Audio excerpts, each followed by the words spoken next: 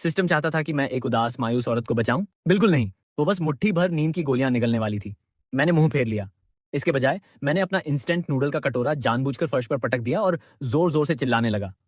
मेरे नूडल्स, जिनमें 2 एक्स्ट्रा मसालेदार अंडे थे, पूरे फर्श पर बिखर गए। हे भगवान, अब तो मैं ही जीना नहीं चाहता। ये सोचकर कि मैं उसकी कीमती फारसी कालीन को और ज्यादा खराब कर दूंगा, मेरी बीवी के पास गोलियों की शीशी नीचे रखकर मुझे चुप कराने आने के सिवा कोई चारा नहीं बचा।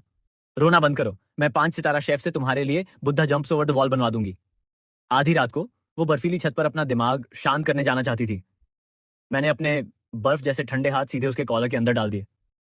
मैं ठंड से मर रहा हूं, मुझे गर्म करो। वो ठंड से बुरी तरह कांप उठी। त्योरी चढ़ाकर उसने मेरे हाथ पकड़े और मजबूरी में हम दोनों को कंबल में अच्छी तरह लपेटना पड़ा। बाद में काफी समय साथ बिताने के बाद भी वो फिर मरना चाहती थी। मुझे अब भी कोई परवाह नहीं थी। अच्छा, मरने से पहले पहले तलाक ले लो। मेरी बीवी उठी और पूछा, क्या मुझे मरने के लिए तलाक लेना ही पड़ेगा? मैंने आंखें घुमाई। हाँ, तो तलाक लूंगा तभी तो वो 50 मिलियन का तलाक सेटलमेंट ले पाऊंगा। वो अचानक घबराकर मुझसे लिपट गई। तो फिर मैं नहीं मरूंगी। मैं अपनी दौलत तुम्हें नहीं दूंगी। सिस्टम मेरे दिमाग में पागलों की तरह अलार्म बजाने लगा। चेतावनी, चेतावनी, लक्ष्य पात्र चिन्यान की जीने की इच्छा 10% तक गिर गई है। होस्ट, कृपया उसे बचाने के लिए तुरंत कार्रवाई करें।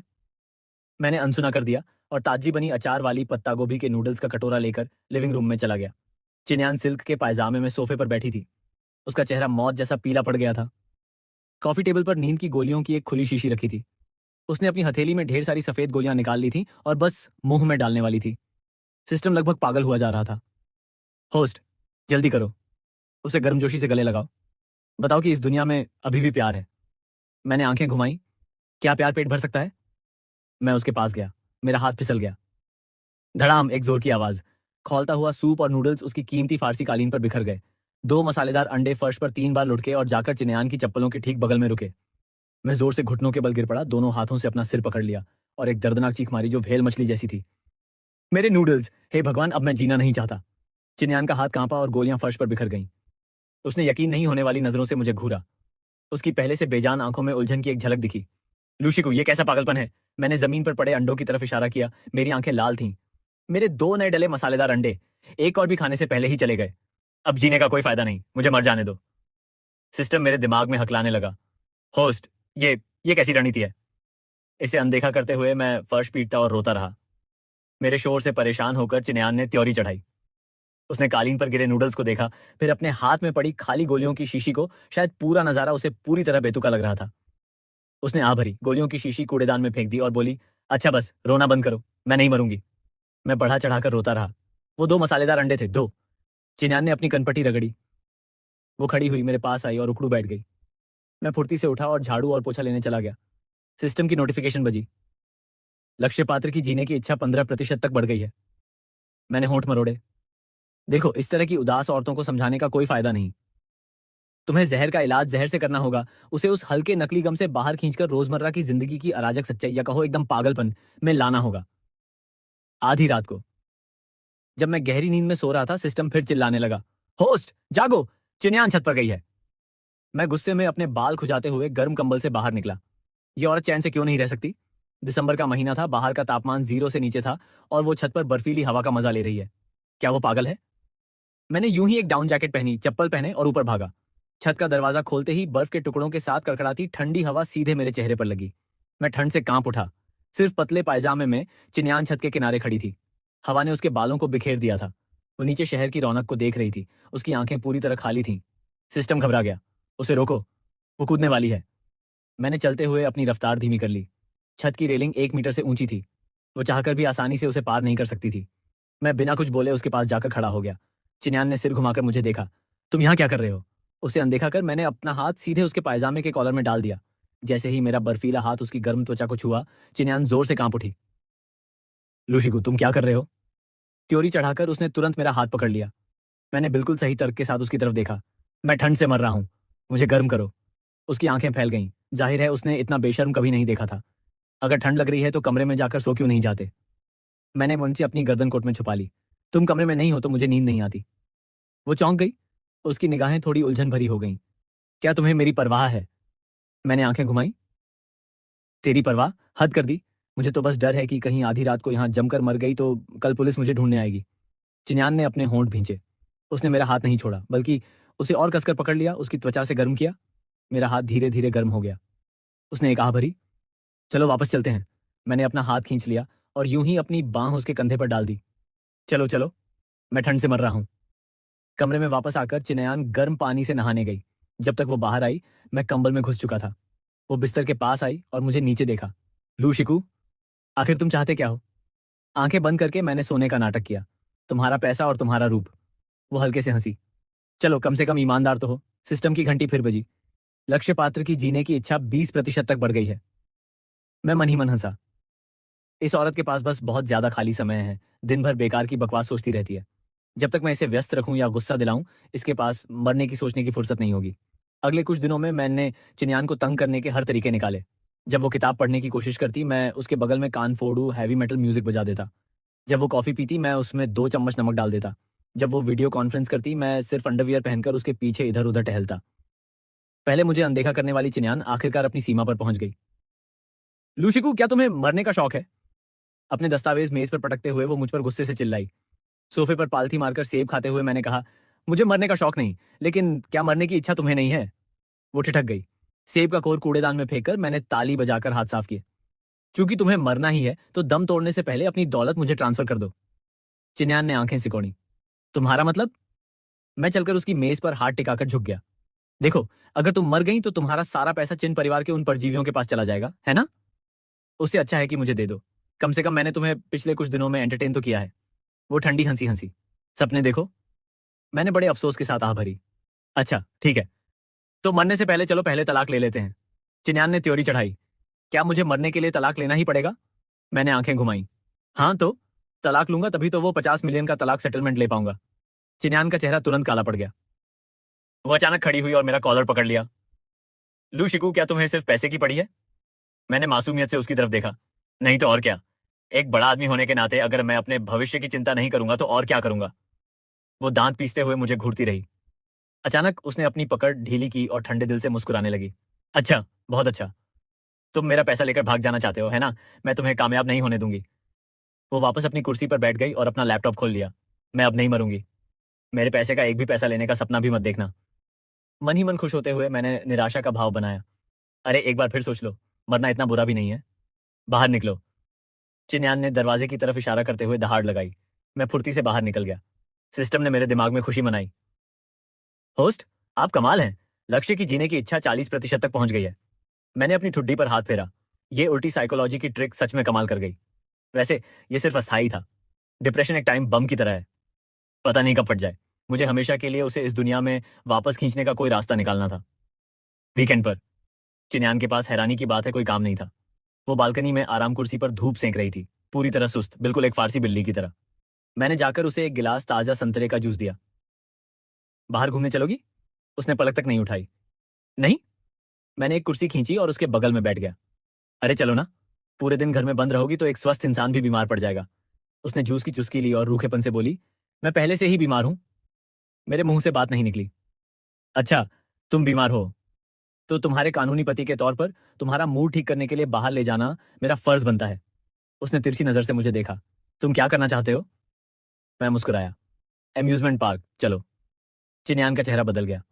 मैं ऐसी बचकानी जगह नहीं जा रही। ये तुम्हारी मर्जी नहीं है। मैंने उसे खींचा और आधा खींचते हुए गाड़ी में बिठा दिया। एम्यूजमेंट पार्क खचाखच भरा था।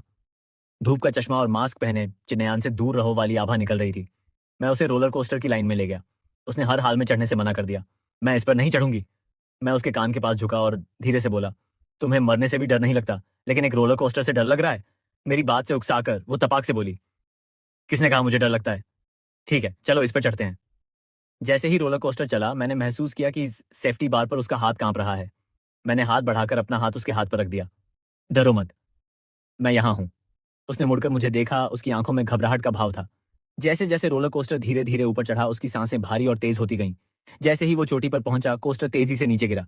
चिन्यान अब और नहीं रोक पाई और जोर से चीख पड़ी। उसकी चीखें सुनकर मुझे एक अजीब सी राहत महसूस हुई। चिल्ला के सारा दबा हुआ दर्द बाहर निकाल दे। एक रोलर कोस्टर की सवारी के बाद चिन्यान के पैर झेली हो गए। मैंने उसे एक बेंच पर बैठने में मदद की और उसके लिए पानी की बोतल लेने गया। मास्क उतारकर वो जोर जोर से हाँफने लगी। हालांकि उसका चेहरा पीला पड़ गया था, पर उसकी आंखों में जिंदगी की एक जीवंत चमक वापस आ गई थी। लूशिको, तुम पागल हो, उसने दांत पीसते हुए कहा। मुस्कुराते हुए मैंने बोतल का ढक्कन खोलकर उसे दिया। तारीफ के लिए शुक्रिया। अगला पड़ाव, हम पायरेट शिप पर चढ़ेंगे। उसकी आंखें फैल गईं। एक और राइड? मैंने उसे खींचकर उठाया। जरूर, अगर आज मैंने तुम्हें पूरी तरह नहीं थकाया तो मेरा नाम लू नहीं। पूरे दिन।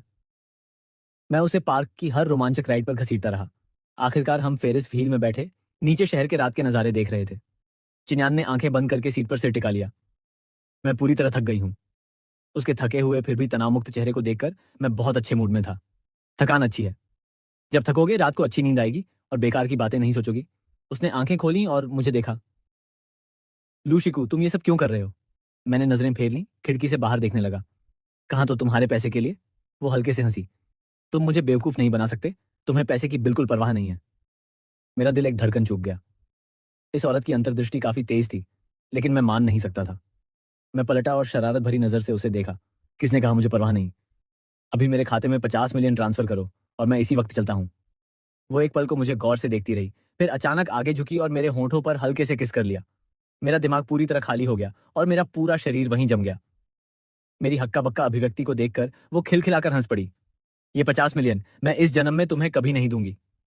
तो बस चुपचाप मेरे साथ रहो। सिस्टम की नोटिफिकेशन पागलों की तरह बज उठी। लक्ष्य की जीने की इच्छा 60% से अधिक हो गई। बधाई हो होस्ट। मैंने जोर से लार निगली और अपने होंठों को छुआ। ये औरत ड्रामा करने में माहिर है। एम्यूजमेंट पार्क से लौटने के बाद चिन्यान काफी बेहतर थी। वो अब सारा दिन अपने कमरे में बंद नहीं रहती थी, कभी कभी मुझसे बात करने लगती थी और पूछती भी थी कि लंच में क्या खाया। लेकिन मैं जानता था कि लड़ाई खत्म नहीं हुई थी। एक दिन मुझे जुकाम हो गया, शायद छत पर बर्फीली हवा में रहने और फिर पूरे दिन अम्यूजमेंट पार्क में भागने का नतीजा था। मुझे तेज बुखार हो गया। मेरा पूरा बदन दर्द कर रहा था और सिर शीशे जैसा भारी लग रहा था। बिस्तर पर लेटे लेटे मैं बेहोशी और होश के बीच झूल रहा था। न जाने कितनी देर बाद मुझे लगा कोई मेरा माथा छू रहा है। बहुत गर्म है। ये चिन्यान की आवाज थी। वो घबराई हुई लग रही थी। लूशिकू जागो। मैंने बड़ी मुश्किल से आंखें खोली और उसका चिंतित चेहरा देखा। शोर मत करो, मुझे थोड़ा सोने दो। मैंने बुदबुदाया और आंखें वापस बंद कर लीं। नहीं, तुम्हारा बुखार बहुत तेज है, हमें अस्पताल जाना होगा। उसने मुझे घसीटकर उठाने के लिए मेरी बांह पकड़ी। मेरे पास जरा भी ताकत नहीं थी। मैं कीचड़ के ढेर की तरह बिस्तर पर ढेर हो गया। अस्पताल नहीं जाना, दवा खाकर ठीक हो जाऊंगा। वो घबराहट में लगभग रोने लगी थी। तुम खड़े भी नहीं हो सकते, दवा कैसे खाओगे? उसकी आवाज में रोने का भाव सुनकर मेरा दिल पिघल गया। रो मत, मैं नहीं मरूंगा। उसने अपने होंठ काटे, उसकी आंखें लाल हो रही थीं।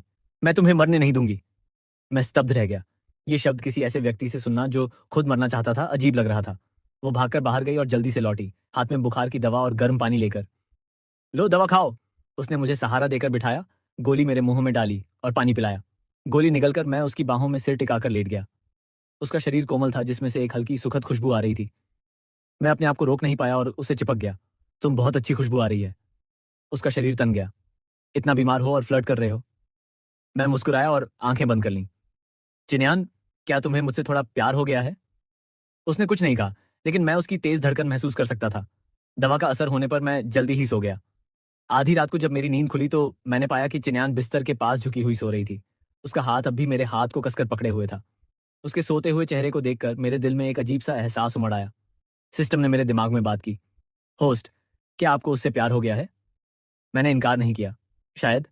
एक अमीर खूबसूरत औरत को कौन मना कर सकता है जो तुम्हारी देखभाल करने को तैयार हो?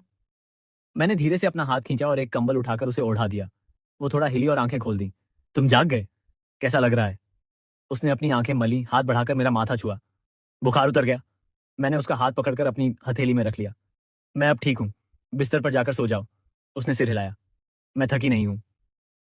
मैंने उसकी आंखों में साफ थकान देखी। झूठी। अभी उठकर यहाँ आओ, नहीं तो मुझे फिर बुखार आ जाएगा।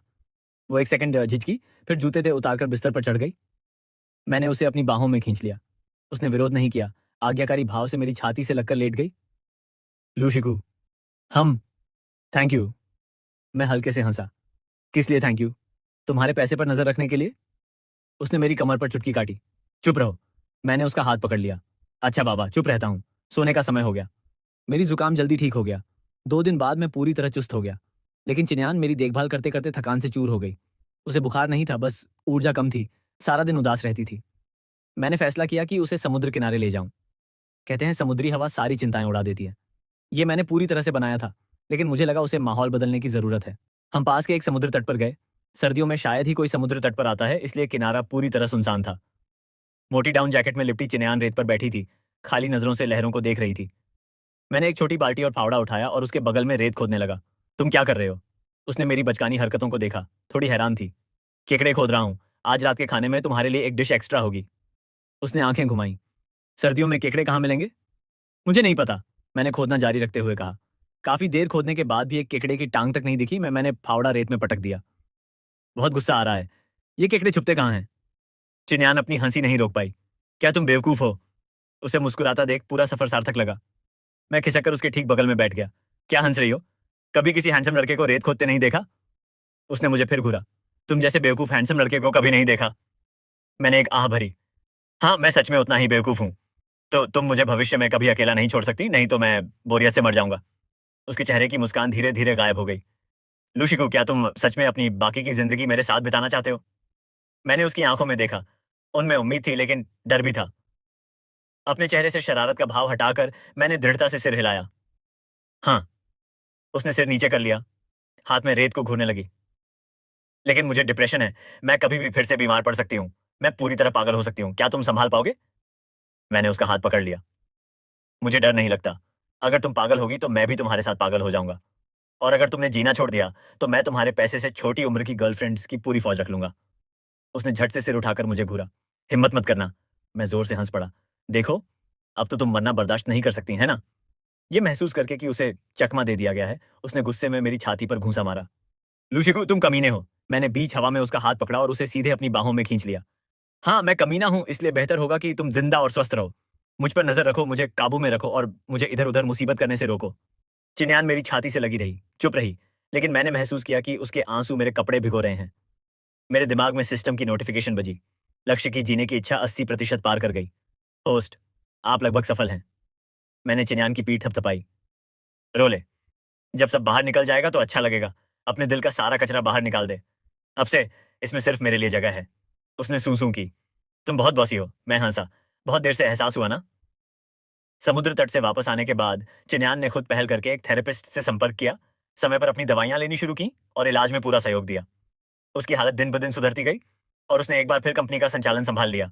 उसे बिजनेस सूट में तेज और निर्णायक देखकर मुझे गर्व से भरा पिता जैसा अभिमान हुआ। सिस्टम ने मुझसे पूछा, होस्ट, आपने मानक प्रक्रिया का पालन क्यों नहीं किया? दूसरे होस्ट खाना बनाते हैं, फूल खरीदते हैं और मीठी मीठी बातें फुसफुसाते हैं। आप दूसरी तरफ इंस्टेंट नूडल्स फेंकते हैं और कंबल छीनते हैं। गेम खेलते हुए मैंने अपने दिमाग में इसे जवाब दिया। तुम क्या जानते हो? वो सब सतही नौटंकियां चिन्यान जैसी लड़की पर बेकार हैं। एक अमीर घराने में पली बड़ी, उसने कौन सी अच्छी चीज नहीं देखी, कौन सी मीठी बात नहीं सुनी। उसे इन चीजों की कमी नहीं है। उसे असलियत की कमी है, एक असली जमीनी जिंदगी की। मैं उसे दिखाना चाहता था कि भले ही जिंदगी गड़बड़ हो सकती है, इसमें मसालेदार अंडे, इंस्टेंट नूडल्स, झगड़े और हंसी भी है। सिस्टम ने सोचा, असल में ये बात बिल्कुल सही है। मैंने हंकारा। जाहिर है, देखो कौन बोल रहा है। उस शाम चिन्यान काम से घर लौटी और दस्तावेजों का एक सेट लेकर आई। उसने उन्हें सीधे मेरे सामने रख दिया। देखो। मैंने उठाकर सरसरी नजर डाली। ये उसकी वसीयत रद्द करने और संपत्ति हस्तांतरण का समझौता था। उसने अपने नाम की हर एक संपत्ति मेरे नाम कर दी थी। मैं जम गया। इसका क्या मतलब है? वो मेरे बगल में बैठ गई, सोफे पर टिक गई। क्या तुम हमेशा से मेरे पैसे पर नजर नहीं रखते थे? अब ये सब तुम्हारा है। मैंने दस्तावेज वापस टेबल पर पटक दिए। मुझे नहीं चाहिए। उसने भौं उठाई। क्या काफी नहीं है? मैंने उसे घूरा। चिन्यान, हद मत करो। जब मैंने कहा था कि मुझे तुम्हारा पैसा चाहिए तो वो तुम्हें उकसाने के लिए था। अब मुझे दे रही हो? क्या करने की कोशिश कर रही हो? अपने अंतिम काम निपटा रही हो? वो धीरे से मुस्कुराई, हाथ बढ़ाकर मेरी गर्दन में बाहें डाल दी। अंतिम काम नहीं, ये तो सगाई का तोहफा है। मैं अवाक रह गया। सगाई का तोहफा? वो मेरे कान के पास झुकी और धीरे से फुसफुसाई, तुम्हारी पूरी जिंदगी खरीदने के लिए। मेरे कान लाल हो गए। कसम से, ये लड़की फ्लर्ट करने में माहिर होती जा रही थी। मैंने अपनी शर्मिंदगी छुपाने के लिए गला साफ किया। एक जन्म काफी नहीं है, कम से कम अगला जन्म और उससे अगला भी। वो हल्के से हंसी। अच्छा, सौदा पक्का। आखिरी सिस्टम की घंटी बजी। लक्ष्य की जीने की इच्छा 100% तक पहुंच गई है। मुक्ति मिशन सफलतापूर्वक पूरा हुआ। सिस्टम अब अलग हो रहा है। होस्ट के शानदार जीवन की कामना। मैंने सिस्टम की आवाज को अनदेखा कर दिया। अपनी बीवी को चूमने में बहुत व्यस्त था। ये लड़की जो कभी मौत चाहती थी, उसकी आंखों में अब सिर्फ मैं था। दिन गुजरते गए। चिन्यान की हालत फिर कभी नहीं लौटी। वो दिन ब दिन और खुशमिजाज होती गई। कभी कभार मेरे साथ हानिरहित मजाक करती, जैसे अभी रसोई में खड़ी, हाथ में एक जली हुई काली चीज पकड़े हुए। लूशी को इधर आओ। मैंने जाकर उसके हाथ की चीज पर नजर डाली। ये आखिर है क्या? उसने बेहद गंभीरता से कहा। मेरे बनाए बिस्कुट। मैंने जोर से लार निकली। क्या तुम्हें यकीन है कि ये बिस्कुट हैं, कोयले नहीं? उसने मुझे घूरा। खाओगे या नहीं? मैंने जोर जोर से सिर हिलाया। खाऊंगा। बीवी ने जहर भी बनाया होता तो भी खा लेता। मैंने एक टुकड़ा उठाया, आंखें बंद की और एक कौर भरा। हैरानी की बात, इसका स्वाद ठीक था, बस थोड़ा जला हुआ था। कैसा है? उसने उम्मीद भरी नजरों से मुझे देखा। मैंने अंगूठा दिखाया। बहुत बढ़िया। 5 सितारा शेफ से भी अच्छा। वो खुशी से मुस्कुराई। तो फिर मैं रोज तुम्हारे लिए बनाऊंगी। मेरे चेहरे की मुस्कान जम गई। उसकी जरूरत नहीं होगी। मेरे विचार समझकर वो हंफ गई। अगर पसंद नहीं आया तो बोल दो ना। मैंने जल्दी से उसे पास खींचा। नापसंद नहीं है, बिल्कुल नापसंद नहीं है। जब तक तुमने बनाया है मुझे सब पसंद है। मेरी छाती से लगकर उसने एक कोमल आह भरी। लूशिको, तुमसे मिलना मेरी जिंदगी की सबसे खुशकिस्मत बात है। मैंने उसके बाल सहलाए। मेरे लिए भी। सच में मैंने उसे कभी नहीं बताया कि उससे मिलना मेरा भी सबसे बड़ा सौभाग्य था। उसी ने मुझे दिखाया कि जरूरत होने का एहसास क्या होता है। और ये कि किसी से प्यार करना सच में तुम्हें तो अपनी जान दांव पर लगाने को तैयार कर सकता है। बेशक, मैं ये शब्द कभी जोर से नहीं कहूंगा। आखिरकार मैं एक ऐसा आदमी हूं जो अपनी इज्जत की परवाह करता है। मैं बस मन ही मन कसम खा सकता था कि इस जन्म में चाहे कुछ भी हो, मैं उसका हाथ कसकर पकड़ूंगा और कभी नहीं छोड़ूंगा। पलक झपकते ही सर्दी आ गई। एक और बर्फीला दिन। चिन्यान फर्श से छत तक की खिड़की के पास खड़ी बाहर गिरती बर्फ देख रही थी। मुझे याद है, ठीक पिछले साल इसी समय वो छत पर खड़ी अपनी जिंदगी खत्म करना चाहती थी और अब वो एक गर्म कमरे में खड़ी कल की धूप का इंतजार कर रही थी। मैंने जाकर पीछे से उसे गले लगा लिया। क्या देख रही हो? वो मेरी बाहों में झुक गई। बर्फ देख रही हूँ। मैंने अपनी ठुड्डी उसके कंधे पर रख दी। बर्फ में क्या अच्छा है, मुझे देखो। वो हल्के से हंसी। तुम्हें देखने में क्या अच्छा है? मैंने उसे घुमाया, मजबूर किया कि वो मुझे देखे। मेरी शक्ल में क्या बुराई है? मैं वही आदमी हूं जिसे तुमने 50 मिलियन में खरीदा है। उसने मेरा गाल खींचा। हाँ, 50 मिलियन। काफी कीमती। मैंने आगे झुककर उसके होठों पर चुंबन लिया। पाई पाई वसूल। वो मुस्कुराई और मेरा चुंबन लौटाया। पाई पाई वसूल।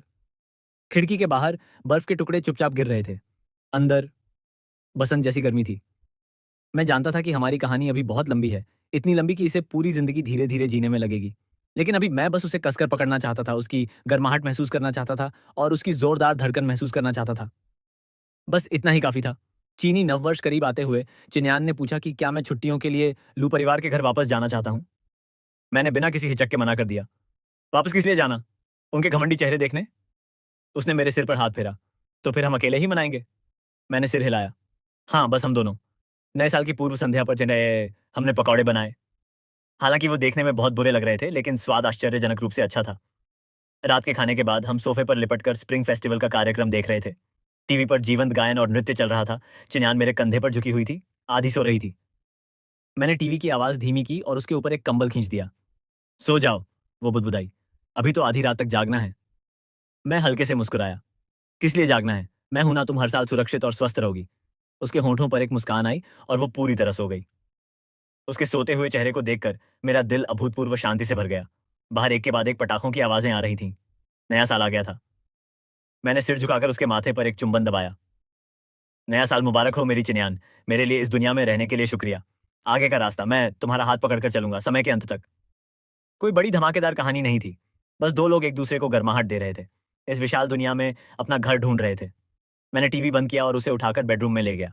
कल एक बिल्कुल नया दिन होगा और उसके साथ हर दिन एक अच्छा दिन था। अब सिस्टम की जरूरत नहीं थी, मुक्ति की जरूरत नहीं थी। हम एक दूसरे के मुक्तिदाता थे। शुभ रात्रि दुनिया। शुभ रात्रि मेरे प्यार। उम्मीद है कल का नाश्ता जले हुए बिस्कुट ना हो। मैंने आंखें बंद करते हुए मन ही मन सोचा और एक मीठे सपने में खो गया। यही हमारी जिंदगी थी, साधारण, असली और उम्मीद से भरी। फिर कोई भी चीज हमें कभी अलग नहीं कर सकती थी, क्योंकि हमारी जिंदगियां हमेशा हमेशा के लिए मजबूती से बन चुकी थीं। नए साल के बाद समय पंख लगाकर उड़ गया। चिन्यान की कंपनी ने एक बड़ा प्रोजेक्ट लिया और वो असाधारण रूप से व्यस्त हो गई। रोज सुबह जल्दी जाती और रात देर से लौटती। कभी कभी तो मेरे सो जाने के बाद आती और मेरे जागने से पहले ही चली जाती। मुझे थोड़ी झुंझलाहट हुई। क्या ये औरत भूल गई कि घर पर एक घरेलू पति बिस्तर गर्म करने के लिए इंतजार कर रहा है? उस रात मैंने उसके ऑफिस में अचानक निरीक्षण करने का फैसला किया। मैंने एक थर्मल फ्लास्क उठाया जिसमें चिकन सूप था, जिसे मैंने 3 घंटे तक पकाया था। क्यूई ग्रुप बिल्डिंग में पहुंचकर रिसेप्शनिस्ट मुझे देखकर जम गई। मिस्टर लू, आप यहाँ? मैंने थर्मल फ्लास्क खिलाया। निरीक्षण पर आया हूँ। रिसेप्शनिस्ट अपने हाथ के पीछे हंसी। सीओची ऊपरी मंजिल पर मीटिंग में है। मैंने सिर हिलाया और सीधे एग्जीक्यूटिव लिफ्ट से ऊपर चला गया। ऊपरी मंजिल का कॉन्फ्रेंस रूम चमकदार रोशनी से जगमगा रहा था। कांच के दरवाजों से मैंने चिन्यान को टेबल के मुख्य स्थान पर खड़ी पाया। तीखे सफेद सूट में, उसकी नजरें तीखी थीं। काम की रिपोर्ट सुन रही थी। उसका वो आधिकारिक निर्णायक रूप बेहद आकर्षक लग रहा था।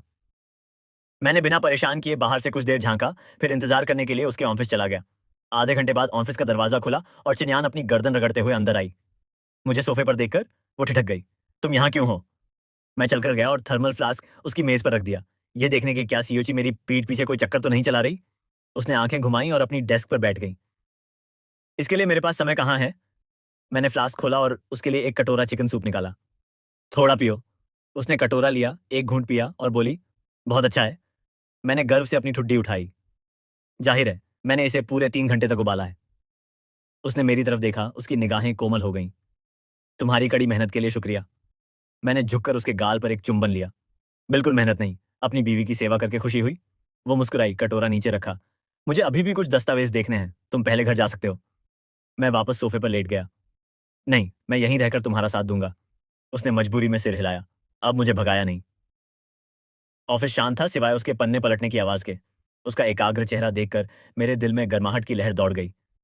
ये औरत अब मेरी थी। अब कोई भी इसे मुझसे दूर नहीं ले जा सकता था। पता ही नहीं चला, मैं सोफे पर ही सो गया। जब मैं जागा तो चिन्यान की सूट जैकेट मेरे ऊपर पड़ी थी। ऑफिस में सिर्फ मैं था। आंखें मलकर मैं उठा। दरवाजा खुला और चिन्यान 2 कप कॉफी लेकर अंदर आई। तुम जाग गए? मैंने सिर हिलाया। 1 कप लिया। कितने बजे हैं? उसने अपनी घड़ी देखी। रात के 2 बजे। मैंने त्योरी चढ़ाई। इतनी देर हो गई और तुम अब तक ऑफ में हो? उसने आह भरी। प्रोजेक्ट में एक समस्या आ गई थी जिसे तुरंत संभालने की जरूरत थी। उसकी थकी हुई अभिव्यक्ति देखकर मेरा दिल उसके लिए तड़प गया। पैसे कमाने का कोई अंत नहीं है। पैसा मेरे लिए बस एक संख्या हुआ करता था, लेकिन अब ये अलग है। अब मेरे पास तुम हो और मैं तुम्हें दुनिया की सबसे अच्छी चीजें देना चाहता हूँ। दिल से छू जाने पर भी मैंने लापरवाही का मुखौटा लगाए रखा। अरे, जैसे मुझे उन चीजों की परवाह है। बस रोज समय पर घर आकर मेरा साथ दो, इतना ही काफी है। वो मुस्कुराई, मेरे कंधे पर अपना सिर टिका दिया। अच्छा, मैं वादा करती हूँ, एक बार ये व्यस्त समय बीत गया तो मैं छुट्टी लूंगी और हम घूमने जाएंगे। मेरी आंखें चमक उठीं। कहाँ? उसने एक पल सोचा। जहां भी तुम जाना चाहो। मैंने अपनी बांह उसकी कमर पर लपेट दी। पक्का वादा? पक्का वादा? रात के 3 बजे हम आखिरकार कंपनी से निकले। बाहर की सड़कें पूरी तरह सुनसान थीं, सिवाय स्ट्रीट लाइट की मंद पीली चमक के। ठंडी हवा में उसका हाथ पकड़कर चलते हुए मेरा दिल जबरदस्त गर्माहट महसूस कर रहा था। यही जिंदगी मुझे उसके साथ चाहिए थी, एक घर के साथ। बस इससे ज्यादा की जरूरत नहीं थी। जब बसंत आया और फूल खिले, चिन्यान ने आखिरकार उस बड़े प्रोजेक्ट को खत्म कर दिया। अपना वादा निभाते हुए उसने खुद को आधे महीने की छुट्टी दी। हमने अपने बैग पैक किए और एक उष्णकटिबंधीय द्वीप के लिए उड़ान भरी। धूप, रेतीला समुद्र तट, समुद्र की लहरें, सब कुछ बेहद खूबसूरत था। चिन्यान ने फूलों वाली लंबी फ्रॉक पहनी थी और रेत पर नंगे पांव चल रही थी। समुद्री हवा ने उसकी स्कर्ट और लंबे बालों को बिखेर दिया। वो बिल्कुल एक तस्वीर जैसी लग रही थी। मैं पीछे पीछे अपने कैमरे से लगातार तस्वीरें खींच रहा था। वो पलटी और मुझे घूरा। खींचना बंद करो, मैं बहुत बुरी लग रही हूँ। मैंने कैमरा नीचे रखा और दौड़कर उसे गले लगा लिया। किसने कहा बुरी लग रही हो? मेरी बीवी दुनिया की सबसे खूबसूरत इंसान है। शर्माकर उसने मुझे हल्के से धक्का दिया। चिकनी चुपड़ी बातें। हंसते हुए मैंने उसका हाथ थाम लिया। चलो चलो, डाइविंग करते हैं। समुद्र के नीचे हमने रंगीन मूंगे और उष्णकटिबंधीय मछलियां देखीं। चिन्यान एक बच्चे की तरह उत्साहित थी। पानी के नीचे एक क्लाउनफिश की तरफ इशारा कर रही थी। उसकी आंखें चमक रही थीं। उसे इतना खुश देखकर मुझे लगा कि मेरी सारी कोशिशें पूरी तरह सार्थक थीं। उस शाम हमने समुद्र किनारे बारबेक्यू किया। मैंने उसके पसंदीदा बड़े झींगे ग्रिल किए, जिन्हें उसने इतने चाव से खाया कि उसका मुंह चिकना हो गया। मैंने टिश्यू निकालकर उसके होंठों के कोने पोंछे। आराम से खाओ, कोई छीन नहीं रहा। वो खिलखिलाकर हंसी। बस बहुत स्वादिष्ट है। मैंने गर्व से अपनी ठुड्डी ऊपर उठाई। अरे देखो किसने बनाया है। बारबेक्यू खत्म करने के बाद हम रेत पर लेटकर तारे देखने लगे। कानों में लहरों की आवाज गूंज रही थी। मेरी बाहों में लेटी चिन्यान ने धीरे से कहा, लूशिकू, थैंक यू। मैंने नीचे उसकी तरफ देखा। किस लिए थैंक यू? मुझे नरक से बाहर खींचने के लिए और मुझे एक घर देने के लिए। मैंने अपनी बाहें कस लीं, उसे और करीब खींच लिया। पगली, हम शादीशुदा हैं। इतनी औपचारिकता की क्या बात है? उसने सिर उठाया, मेरी आंखों में देखा। मैं गंभीर हूं। अगर तुम नहीं होते तो शायद मैं कब का। मैंने उसके मुंह पर हाथ रख दिया, उसे चुप करा दिया। कोई बकवास नहीं, अब से तुम्हारी जिंदगी में सिर्फ खुशी है, अंधेरे वाली कोई बात नहीं। उसने मेरा हाथ नीचे खींचा। उसकी आंखें हल्की नम थीं। अच्छा? मैंने नीचे झुककर उसके होंठों को चूम लिया। समुद्री हवा में हल्का नमकीनपन था, लेकिन चुंबन का स्वाद बिल्कुल मीठा था। जब छुट्टियां खत्म हुई, हम शहर लौट आए और जिंदगी सामान्य हो गई। चिन्यान अब भी व्यस्त थी, लेकिन मैं महसूस कर सकता था कि उसकी मानसिकता पूरी तरह बदल गई थी। वो अब पहले की तरह लापरवाह होकर काम नहीं करती थी। और आराम में संतुलन बनाना सीख गई थी। वीकेंड पर हम साथ में किराने की खरीदारी करने जाते, ढेर सारे स्नैक्स और सब्जियां खरीदते, फिर घर जाकर साथ में खाना बनाते। भले ही मेरी पाक कला नूडल्स पकाने के स्तर पर ही अटकी रही, उसे इसमें बहुत मजा आता था। एक दिन सुपरमार्केट में खरीदारी करते समय हमारी मुलाकात चिन्यान के एक बिजनेस प्रतिद्वंदी से हो गई। हमें देखकर उस आदमी ने व्यंग्य से चिढ़ाया, सीयूची, आपके पास खुद किराने की खरीदारी करने का समय कैसे? क्या ये आपके मुफ्तखोर ट्रॉफीपति हैं? चिन्यान का चेहरा तुरंत ठंडा पड़ गया। जैसे ही वो भड़कने वाली थी, मैंने उसे रोक लिया। मैं आगे बढ़ा, उस आदमी को देखकर खूब मुस्कुराया। हाँ, मैं ट्रॉफीपति हूँ। तो क्या जलन हो रही है? मेरी पार्टनर मुझे सपोर्ट करने को तैयार है। मुझे शर्मिंदा क्यों होना चाहिए? अगर तुम इतने ही काबिल हो तो तुम भी कोई अमीर पार्टनर ढूंढो जो तुम्हें खुश करने को तैयार हो। ओह रुको, तुम्हारी शक्ल देखकर मुझे शक है कि कोई अमीर पार्टनर तुम्हें दूसरी नज़र से देखेगा भी। उस आदमी की बोलती बंद हो गई। गुस्से से उसका चेहरा पीला पड़ गया और वो तुरंत वहां से भाग गया। चिन्यान ने मेरी तरफ देखा और जोर से हंस पड़ी। तेरा मुंह सच में किसी को नहीं छोड़ता। मैंने उसके कंधे पर बांह डाल दी। उसने मेरी बीवी से पंगा लिया। तुमसे तो सिर्फ मैं ही पंगा ले सकता हूँ। उसने मेरी कमर पर चुटकी काटी और मैंने तुरंत माफी मांग ली। नहीं करूंगा, नहीं करूंगा, मुझे माफ कर दो प्यारी बीवी। हम सुपरमार्केट में मस्ती करते रहे। राहगीरों की गर्मजोशी भरी नजरें हम पर पड़ी। मुझे परवाह नहीं थी कि दूसरे मेरे बारे में क्या सोचते हैं, जब तक चिन्यान खुश थी। ट्रॉफीपति होने में क्या बुराई थी? और वैसे भी मैंने वो उपाधि पूरी शांति से धारण की थी। पता ही नहीं चला चिन्यान का जन्मदिन आ गया। उसकी पीठ पीछे मैंने चुपके से एक सरप्राइज तैयार किया। मैंने एक घूमने वाला रेस्टोरेंट बुक किया, लाल गुलाबों का एक बड़ा गुलदस्ता खरीदा और एक हीरे का हार कस्टम मेड करवाया। उस शाम रात के खाने का बहाना बनाकर मैं उसे रेस्टोरेंट ले आया। जब लाइटें बंद हुईं और वायलिन की धुन शुरू हुई तो वो ठिठक गई। ये क्या है? मैंने उसे गुलाबों का गुलदस्ता थमा दिया। जन्मदिन मुबारक हो मेरी जान। उसने फूल ले लिए। उसकी आंखें आंसुओं से भर आईं। तुमने ये सब कब प्लान किया? मैंने उसे खींचकर उसकी सीट पर बिठा दिया। सीक्रेट। हार निकालकर मैं उसके पीछे जाकर उसे पहना दिया। हीरेमंद रोशनी में चमक रहे थे। ये तुम पर बहुत अच्छा लग रहा है। उसने हार को छुआ और मुड़कर मुझे देखा। थैंक यू, मुझे ये बहुत पसंद आया। हमने वाइन के साथ रोमांटिक कैंडल लाइट डिनर का आनंद लिया। माहौल रोमांस के चरम पर था। रात के खाने के बाद मैं उसे फर्श से छत तक की खिड़की के पास ले गया ताकि शहर की जगमगाती रात को देख सकें। अपनी जेब से एक मखमली डिब्बा निकालकर मैं एक घुटने पर बैठ गया। चिन्यान, भले ही हमारी शादी हो चुकी है, फिर भी मुझ पर तुम्हारा एक औपचारिक प्रपोजल बकाया है। उसने अपना मुंह ढक लिया। आंसू छलक पड़े। मैंने डिब्बा खोला जिसमें हीरे की अंगूठी थी। क्या तुम मुझे इस जन्म के बाकी बचे सफर में अपना हाथ थामने दोगी? उसने जोर जोर से सिर हिलाया, रोते हुए बोली, हाँ मैं दूंगी। मैंने उसकी अनामिका उंगली में अंगूठी पहनाई, खड़ा हुआ और उसे कसकर गले लगा लिया। इस पल मुझे लगा जैसे मैं धरती का सबसे खुशकिस्मत आदमी हूं। मेरे पास दुनिया की सबसे अच्छी पार्टनर थी और हम हमेशा ऐसे ही खुशी खुशी रहेंगे। हमेशा के लिए। समाप्त।